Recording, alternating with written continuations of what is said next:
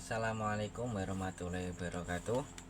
Baik teman-teman, di pertemuan kali ini kita akan belajar tentang elastisitas. Jadi kita akan belajar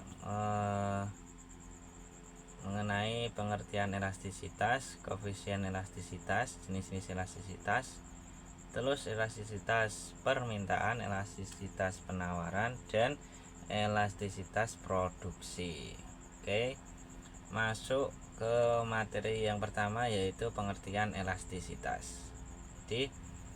Jadi apa itu elastisitas? Elastisitas adalah ukuran kepekaan atau responsivitas suatu variabel terhadap permintaan atau penawaran terhadap perubahan variabel lain, jadi seperti harga atau pendapatan. Nah, di permintaan kita akan mengukur berapa besar perubahan jumlah permintaan barang ketika harga barang itu berubah. Nah, jadi permintaannya ini berubah ketika harga itu berubah, itu besarannya itu berapa. Nah, itu nanti kita diukur. Dan begitu juga sebaliknya di penawaran, seberapa besar perubahan penawaran barangnya itu ketika harganya itu berubah. Itu berubahnya itu seberapa besar. Nah, itu yang akan diukur, elastisitasnya itu di situ.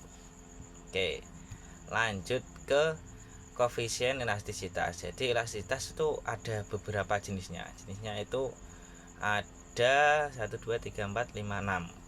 Jadi ada 6. Yang pertama itu ada 5. Sorry. Yang pertama itu elastisitas elastis. Nah, jika elastisitasnya ini lebih besar dari 1, maka disebut elastisitas elastis. Jadi barang yang sangat peka terhadap perubahan harga. Contohnya barang-barang kebutuhan mewah, substitusinya banyak.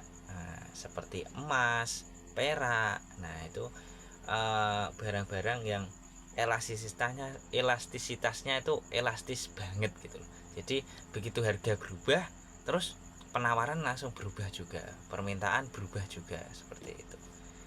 Jadi ketika elastis ini lebih besar daripada 1, maka dinamakan elastisitas elastis. Nah, 1 ini diambil dari mana? Nah, 1 itu didapat dari pembagian dua variabel yang nilainya sama.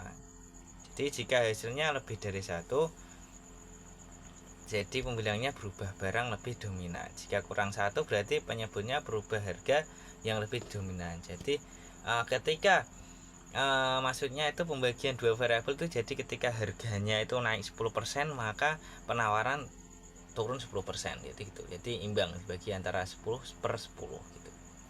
1. Oke. Terus bentuk kurvanya elastis itu bagaimana? Nah, bentuk kurvanya itu landai ya, teman-teman. Landai seperti ini. Di antara price dan kuantitinya itu landai. Oke. Terus kok elastisitas yang kedua itu elastisitas inelastis. Jadi jika elastisitasnya berkurang, elastisitasnya kurang dari 1, maka barang yang kurang peka terhadap perubahan harga. Jadi elastisitasnya ini lebih kecil daripada 1. Itu jadi barang yang kurang peka terhadap perubahan harga. Contohnya kebutuhan pokok. Jadi kebutuhan pokok, jadi semisal beras itu kan.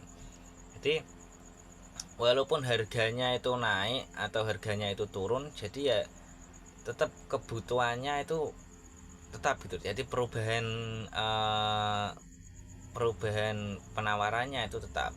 Jadi ketika harga semisal dalam satu keluarga kan, satu hari habis 1 kilo kan, walaupun harganya itu naik, ya tetap satu hari nanti habis 1 kilo juga gitu ya. Ya berubah sedikit lah, berkurang, mungkin dikurangi, makanya disedikitin, jadi kan kurang dari 1 kilo sedikit lah gitu, berubahnya sedikit. Nah, kalau dibentuk kurva itu bentuknya curam seperti ini ya guys, lihat teman-teman ya, curam. Jadi walaupun harganya ini berubahnya harga ini banyak, cuman permintaannya barangnya berubahnya sedikit Oke. Selanjutnya ada elastisitas uniter. Nah, jika elastisitasnya sama besarnya dengan 1. Jadi uniter itu barang yang sama terhadap perubahan harga. Nah, contoh biasanya itu barang-barang kebutuhan sekunder atau elektronik. Jadi ini sifatnya yang